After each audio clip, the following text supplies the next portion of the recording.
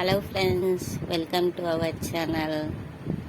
வாங்க, நம் தோட்டத்தில் பறித்த காய்கறிகளை கொண்டு இன்னைக்கு சமைக்கலாம்.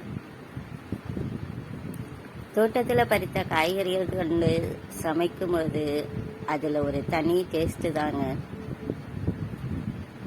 அதுவும் இன்னைக்கு விறகடுப்பில் சமைக்க போகிறேன். இயற்கையான காற்றோட்டமான சூழலில் சமைக்கும்போது தனி சந்தோஷம்தான்.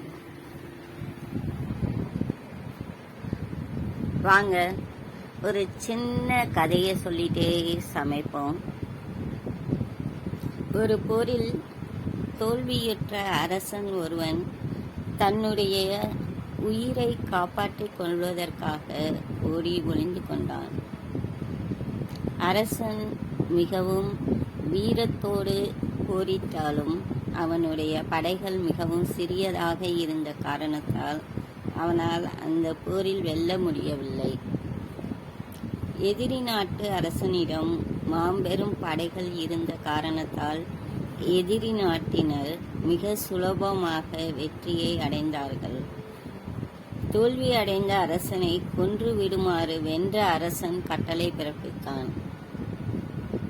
அதனால் தோல்வியுற்ற அரசன் அருகில் இருந்த காட்டிற்கு ஓடி சென்று அங்கே இருந்த ஒரு பாழடைந்த குகையினுள் ஒளிந்து கொண்டான். தோல்வியை கண்டதால் அரசன் மிகவும் மன வருத்தத்தோடு காணப்பட்டான். தோல்வி உண்டாக்கிய மனசோர்வினால் துணிவு இழந்து இருந்தான். எதனால் தோல்வியை அடைந்தோம் என்று எண்ணியபடி அரசன் குகையில் படுத்து இருந்தான்.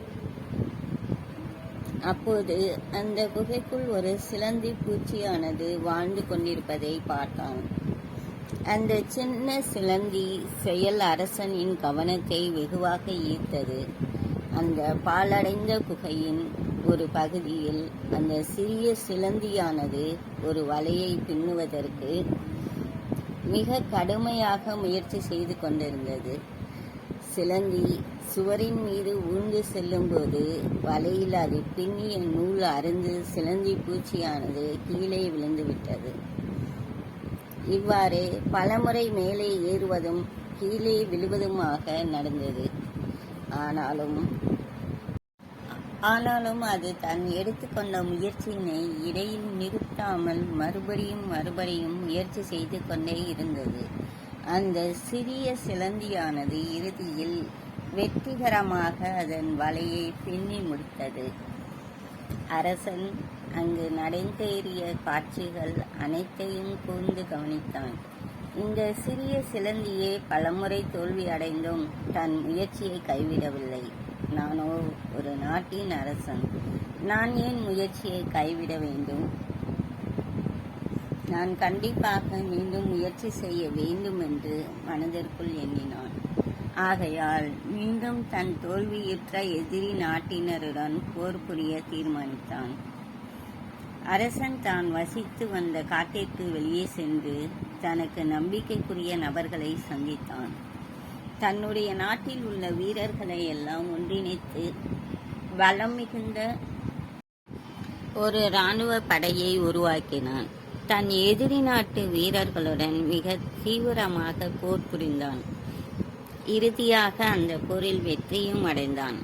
அதனால் அந்த அரசன் எதிரி நாட்டிடமிருந்து தன் நாட்டினை மீட்டி எடுத்த மீண்டும் அரசனானான்.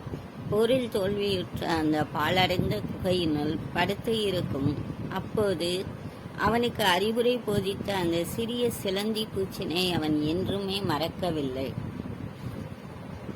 நமக்கு ஏற்படும் தோல்வியை வெற்றியாக உருமாற்றிக் கொள்ள மனதிற்குள் மிகுந்த தன்னம்பிக்கை எழ வேண்டும். ஒவ்வொரு தோல்வியும் நம்மை செதுக்கும். நாம் எதிர்கொள்ளும் தோல்விகளிலிருந்து கற்றுக்கொண்டு செயல்படும் போது வெற்றி நிச்சயம் உண்டு. எத்தனை முறை தோல்வியை அடைந்தாலும் வெற்றி என்னும் இலக்கினை அடைந்தே தீருவேன் என்ற மன தைரியத்தோடு செயல்பட்டால் நாம் தோல்வியை தோற்கடிக்க வைக்கலாம். நம் வாழ்வில் எதிர்கொண்டு செயல்படும் செயற்பாடுகளில் இருந்து வெற்றி காண துணிவு வேண்டும், நம்பிக்கையும் வேண்டும். அதைவிட மனதில் உறுதி வேண்டும். துணிவு வேண்டும் என்று சொல்லும்போது அது முரட்டுத்தனமான துணிவாக இருத்தல் கூடாது. உதாரணமாக, காட்டில் புலி பதுங்குவதற்கு காரணம் அதனுடைய நிதானமே ஆகும். அது நின்று நிதானமாக பாய்ந்து அடிக்கும். அந்த புலியை போன்ற நிதானத்துடன் கூடிய துணிவு இருத்தல் வேண்டும். அப்போதுதான் நாமும் நின்று நிதானமாக விளையாடி வென்றிட முடியும். நாம் இலக்கை நோக்கி பயணிக்கின்ற பயணத்தில் வெற்றி பெற இது போன்ற துணிவு எப்போதும் வேண்டும். ஒரு செயலை நன்கு தீர ஆராய்ந்து தெரிந்து கொண்ட பிறகுதான் அச்செயலை தொடங்க வேண்டும். ஒரு செயலை செய்ய தொடங்கிய பின்பு அச்செயலை பற்றி ஆராய்வது குற்றம்.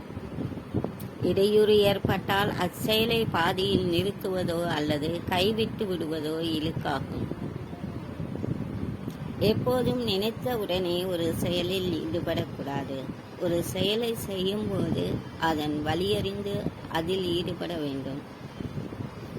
ஒரு சில செயல்கள் செய்யும்போது சில நேரங்களில் அவ்வப்போது களத்தின் நிலைமையை ஆராய்ந்து அதற்கேற்ப சில மாற்றங்கள் எடுக்க வேண்டி வரும். அது வேறு. எண்ணி துணிக கர்மம், துணிந்த பின் எண்ணுவோம் என்பது இழுக்கு. நாமும் மனதில் உறுதியோடு அனைத்து செயல்களையும் செய்வோம். Thank you for watching this channel. Please subscribe our channel and share it. கதையை கேட்டுட்டு இன்றைய சமையலை முடிச்சாச்சு. முருங்கைக்காய் சாம்பார், பாகற்காய் வறுவல், அப்பளம்.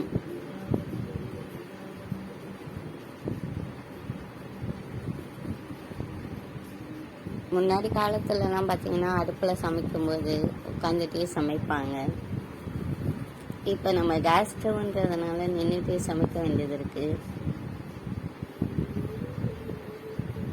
ஒரு நாள் சமையல் விறகடுப்பில். பிடிச்சிருந்தா லைக் பண்ணுங்கள், ஷேர் பண்ணுங்கள். தேங்க்யூ.